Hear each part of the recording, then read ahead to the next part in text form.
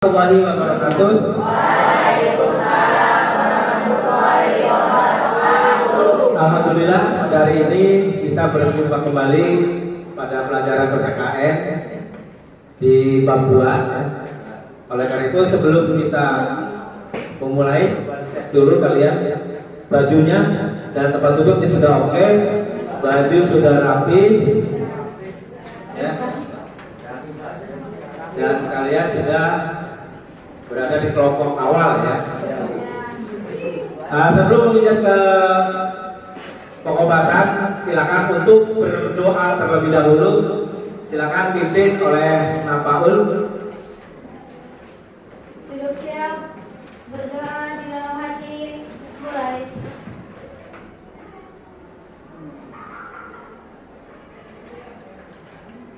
Selesai, beri salam.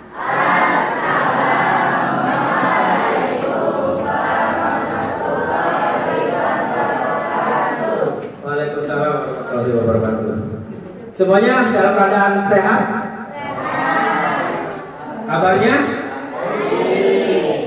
Oke. Yang tidak hadir siapa hari ini? Tidak sadari.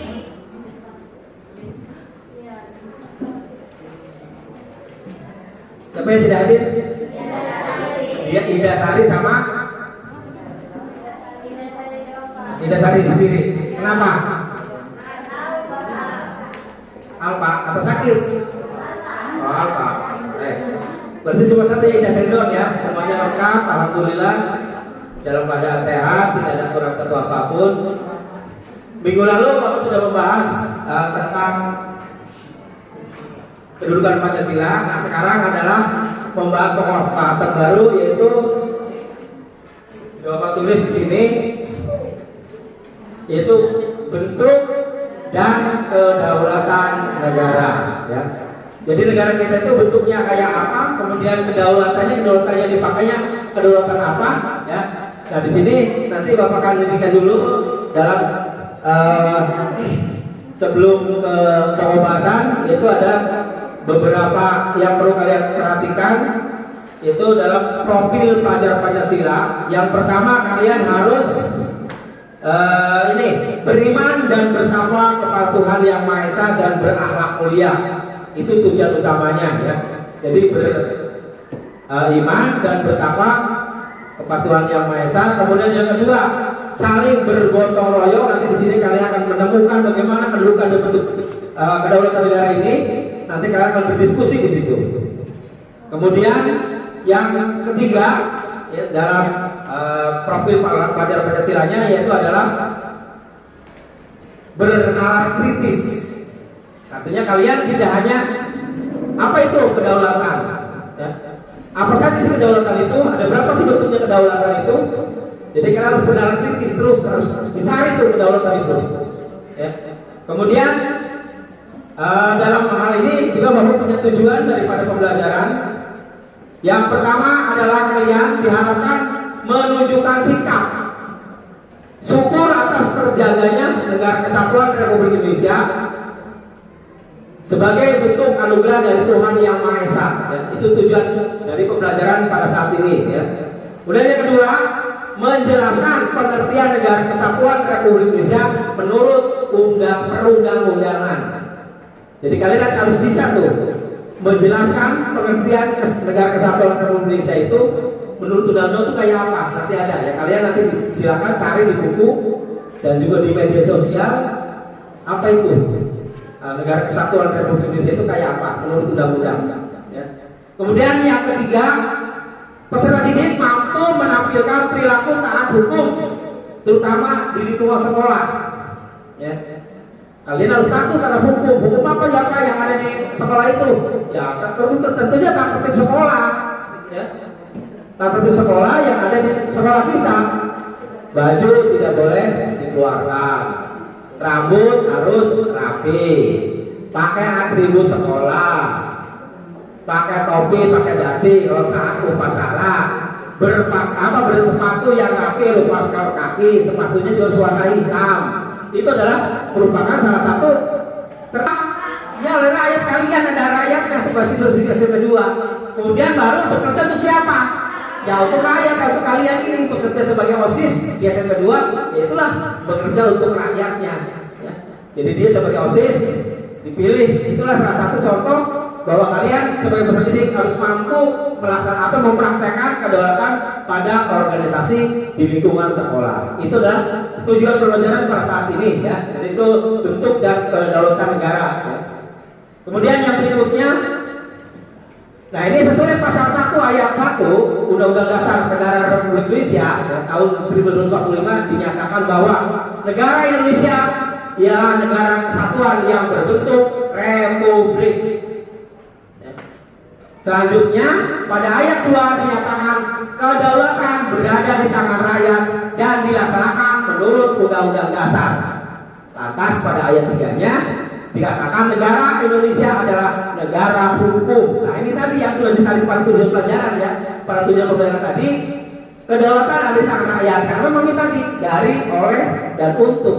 Makanya dipilihlah baru sebagai ketua OSIS dan bekerja dia untuk sekolah SMP 2 atau rakyat SMP 2. Kemudian di sini adalah negara Indonesia adalah negara bentuk hukum, yaitu tadi ada hukumnya, ada aturannya di sekolah kita itu, tidak asal sekolah saja, ada aturannya.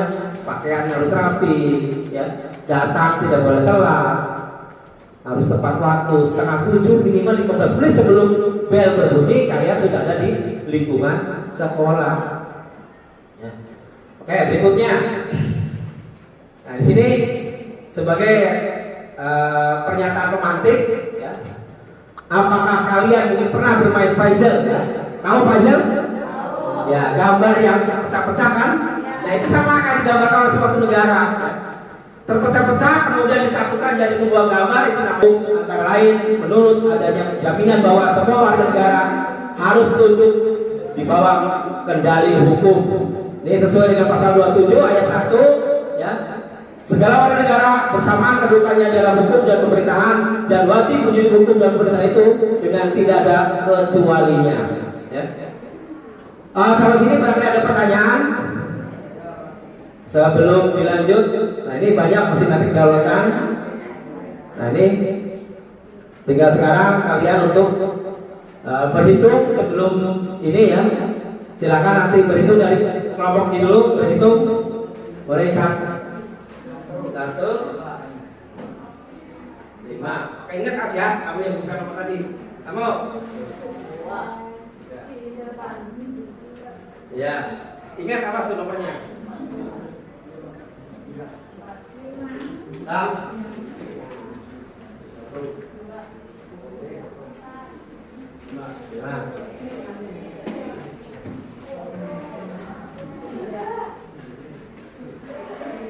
Dan 5 ya. Ya, oke. Sebelum untuk kita ini udah berdiskusi ya. Di sini nanti kalian yang tadi nomor 1 silakan berkumpul di sini.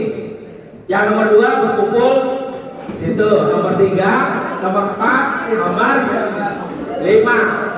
Itu nomor 5 ya. Yang masuk ke sana.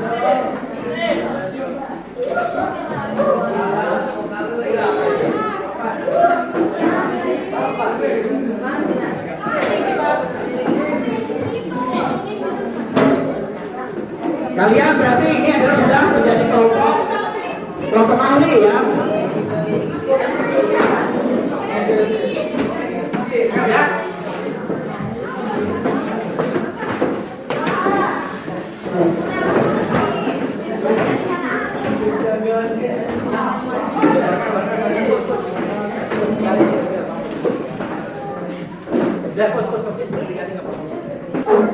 Oke, berarti kalian sekarang udah jadi kelompok ahli ya. Nanti yang kembalikan nomor 1 mana nomor 1 tadi? Nah, ini ahli 1. Yang 2. Sini Pak. Sini. Nih, soalnya. Yang 3.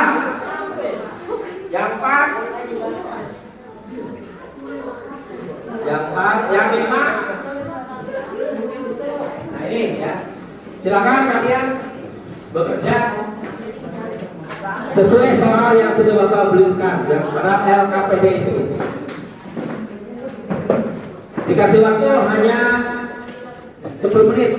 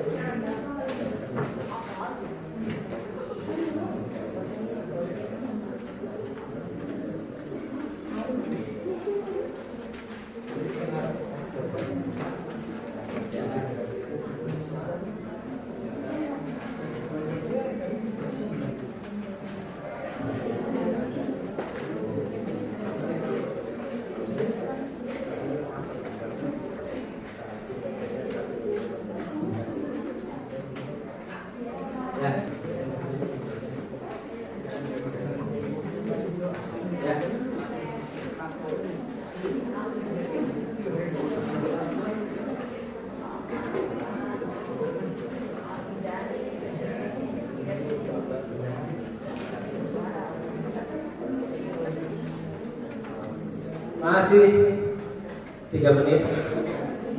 Kalian masih berdiskusi sebagai kelompok ahli yang memecahkan masalah yang sudah Bapak kasihkan.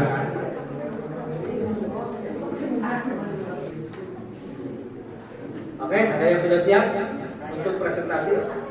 Nanti kembali lagi ke kelompok asal ya. Kembali ke semula. Oke, dikasih waktu 1 menit untuk kembali ke kelompok semula. Karena kalian sekarang kan jadi kelompok ahli ya, yang membahas tadi. Nah sekarang karena kalian sudah punya jawaban, silakan kembali ke teman yang tadi, teman yang semula. Kembali ke teman semula. Yang tadi nomor 1 kembali ke nomor 1. Yang tadi nomor 2 kembali ke kelompok 2. Yang tadi ini kelompok 3. Jadi kembali lagi ke asal. Silakan berubah ke kelompok awal.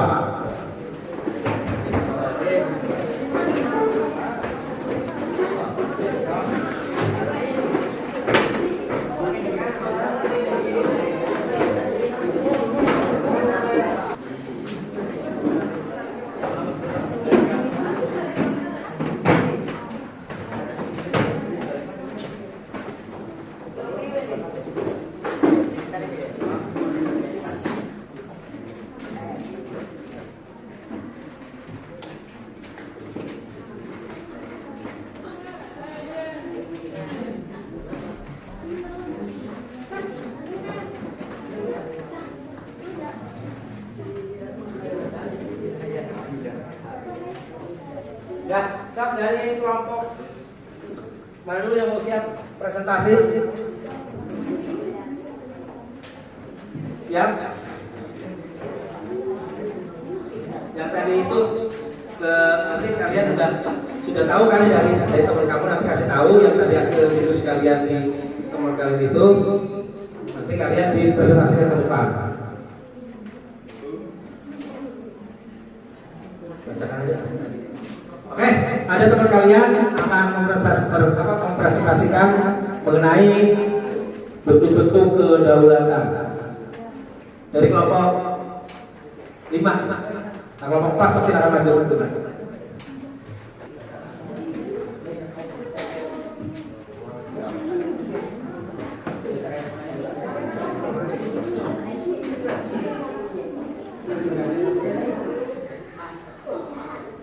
Assalamualaikum warahmatullahi wabarakatuh.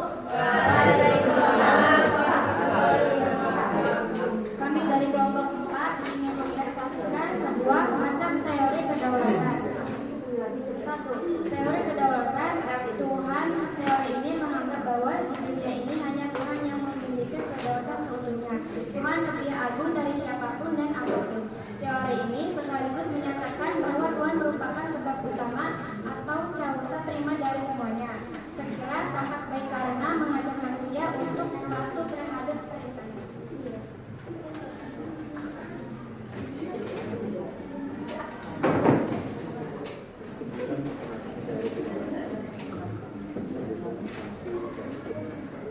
Teori kedaulatan raja. Teori ini meyakini bahwa raja merupakan orang pilihan yang berasal dari titisan dewa atau wakil Tuhan. Teori ini menyatakan bahwa raja memiliki kewenangan untuk memilih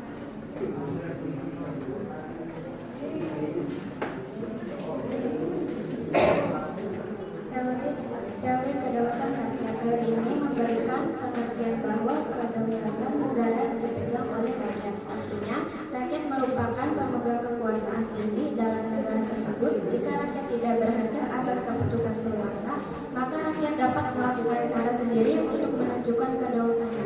Baik, apakah ada yang mau ditanyakan? Ya, cara. Ya. Sebutkan macam-macam teori kedaulatan itu ada berapa? Baik. 1. Teori kedaulatan Tuhan. 2. Teori kedaulatan raja. 3. Teori kedaulatan negara. 4. Teori kedaulatan rakyat. 5. Teori kedaulatan hukum. Hukum ya. Jadi kalau raja ngomong A itu dalam hukum. Makanya tidak ada orang yang berani pada waktu zaman kerajaan, tidak ada yang berani melawan terhadap raja, karena raja mulutnya adalah sebuah hukum atau sebuah kekuasaan yang mutlak, tidak bisa diganggu oleh siapapun. Ya. Kalau kata raja bunuh, ya udah dibunuh. Kata raja gantung, gantung. Karena itu udah tadi. Ya. Ada yang mau memperjelas lagi? Ada yang lain? Ya. Sekian dari kami. Kurang dan lebihnya saya mohon maaf. Assalamualaikum warahmatullahi wabarakatuh. Ya, itu dari kelompok 4. Berikutnya dari kelompok 2. Ya, silakan. Dari kelompoknya apa? Permanen atau tetap, yaitu kedaulatan itu tetap ada selama negara itu sendiri. Asli, yaitu kedaulatan tidak berasal dari kekuasaan lain yang lebih tinggi. Dan yaitu tidak dapat dibagi-bagi dan menurut satu-satunya kekuasaan tertinggi dalam suatu negara karena dapat menimbulkan pluralisme. Pluralisme merupakan suatu kondisi masyarakat yang menjemuk di dalam suatu kedaulatan. Ada lagi? Ada lagi? Oke, sekian presentasi dari kami kelompok 3. Mohon maaf. Wassalamualaikum warahmatullahi wabarakatuh. Terima kasih dari kelompok 4. Baik, sebelum menginjak ke kelompok berikutnya, nah di sini perlu Bapak tegaskan bahwa di Indonesia itu mengandung 2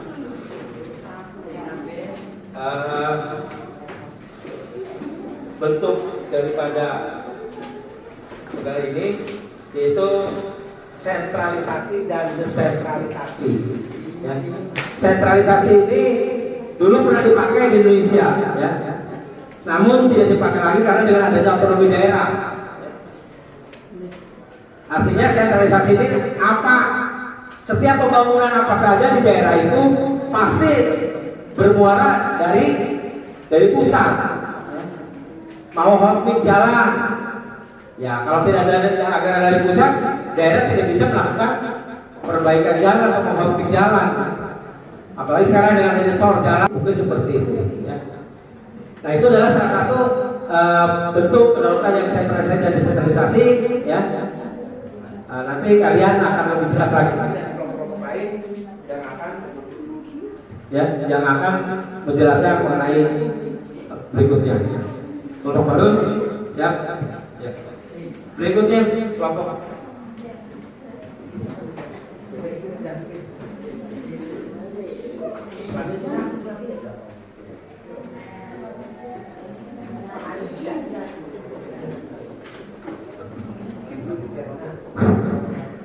Sebelum saya mulai, saya akan memberikan sedikit pantun.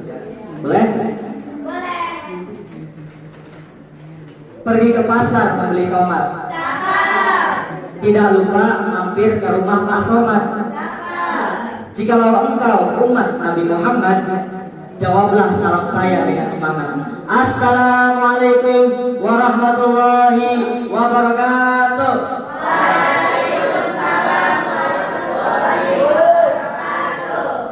Perkenalkan, kami dari kelompok 1 yang beranggotakan saya Barul Alam, Ayah Kajian.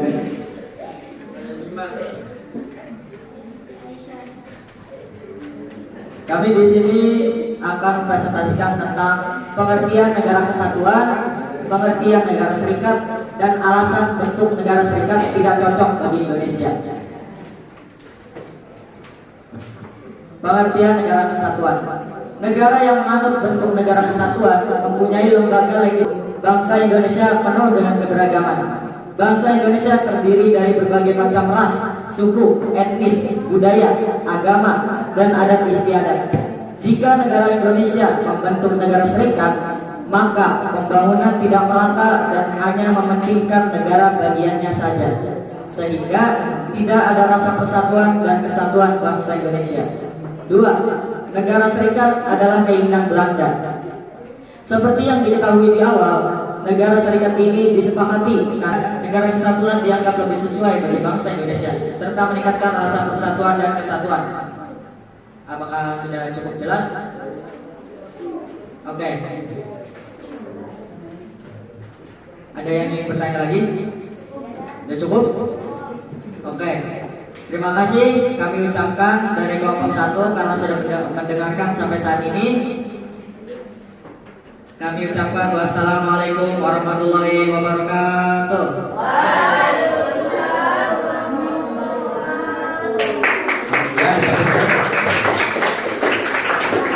Baik, sebelum menginjak ke kelompok berikutnya, kita nyanyi terlebih dahulu biar kalian semangat. Lagunya Satu Nusa, Satu Bangsa. Siap, 1, 2, 3. Satu Nusa, satu bangsa, satu bahasa kita. Tanah air pasti jaya untuk selama-lamanya. Indonesia pusaka, Indonesia tercinta, bangsa bangsa dan bahasa kita bela bersama. Ya, tepuk tangan.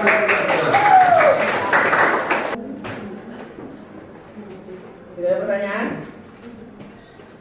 Tidak ada? Mungkin udah jelas ya barangkali. Sudah jelas? Baik, kami akhiri akhir kata. Wassalamualaikum warahmatullahi wabarakatuh.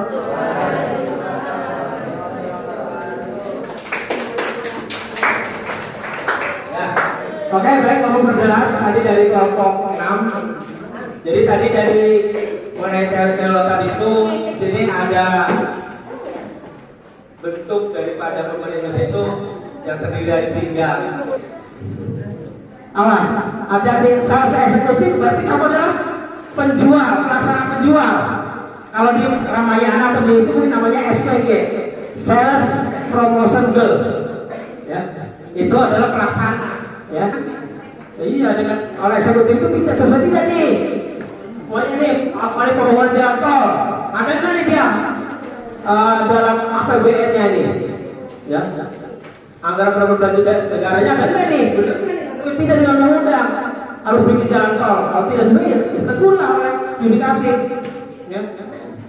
Ini salah kayak ini, tidak sesuai dengan jalur yang sudah ada ajukan loh. Nah ini, jadi ini adalah makanya Indonesia menganut trias politika. Jadi trias politika ada 3 ketentuan yang harus dilaksanakan oleh bangsa Indonesia, yaitu yang membuat undang-undang, yang melaksanakan undang-undang, dan yang mengawasi jalannya pemerintahan. Ya. Nah dari situ kita sebagai bangsa Indonesia di sini sesuai dengan pasal 1 yang sudah diamandemen, ya, memang Indonesia itu adalah negara kedaulatan, itu bahwa rakyatlah yang berkuasa. Ya. Karena di sini sesuai dengan pasal 1 ayat 1 menyatakan kedaulatan adalah di tangan rakyat dan dilakukan sepenuhnya oleh Majelis Permusyawaratan Rakyat atau MPR, karena MPR adalah wakil rakyat. Ya. Sampai sini ada pertanyaan sebelum kesimpulan? Oke, nanti siapa yang sanggup menyimpulkan dari atas kegiatan ini? Ya, silakan, Pak. Maju ke depan. Boleh?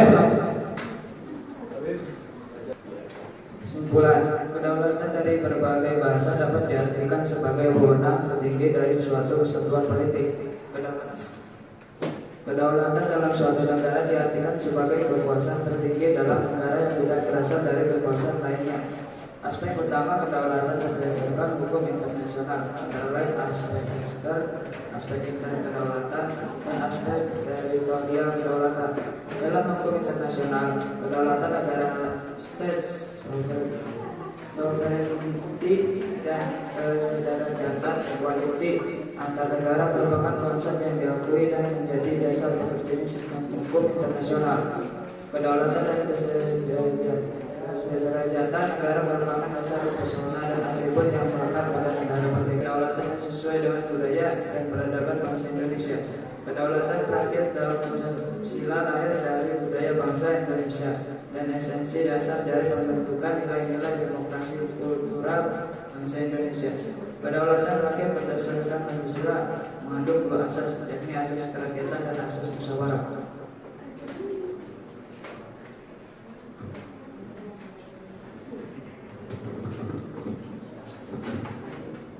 Sarana kedaulatan diharapkan dapat meningkatkan mempertahankan kedaulatan tanah air. Mungkin itu saja yang bisa saya sampaikan. Terima kasih. Wassalamualaikum warahmatullahi wabarakatuh.